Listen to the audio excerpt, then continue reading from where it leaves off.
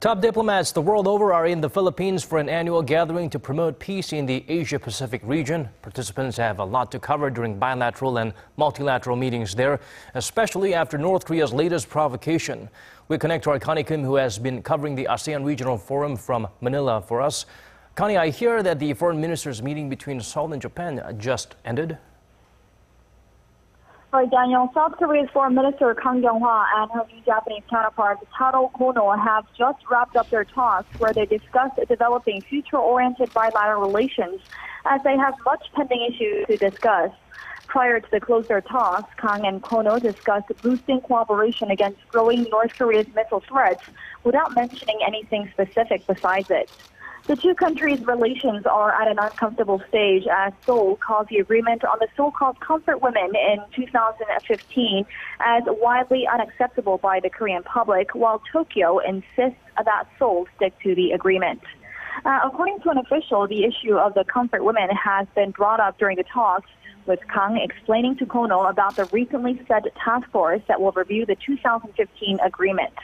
Now, Seoul and Tokyo closing in on their differences on this sensitive issue will be a major assignment to work on for the top two officials.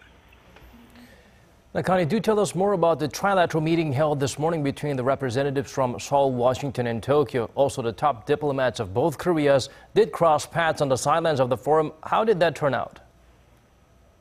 Right. Well, the foreign ministers used a sideline meeting of the ASEAN Regional Forum to boost trilateral cooperation against North Korea's continued provocations.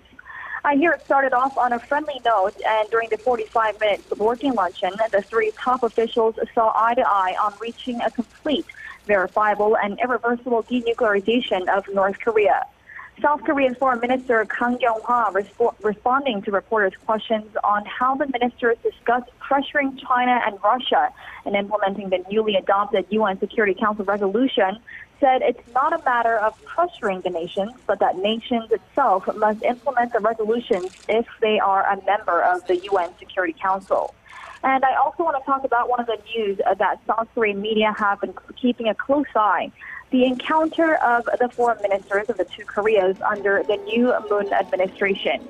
Now, we hear South Korea's Foreign Minister Kyung-wha and her North Korean counterpart Lee Yong-ho had a brief 3-minute encounter as they exchanged handshakes in a waiting room ahead of a gala dinner marking the 50th Association of Southeast Asian Nations Regional Security Forum.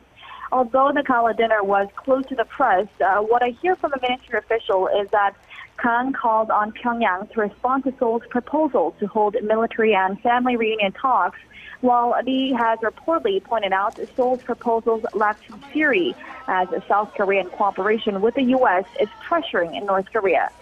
So we are guessing that Lee Yong-ho's surprise press conference also held tonight could be something along this line, but we will bring you any of the updates that come out from Manila. Over to you, Daniel.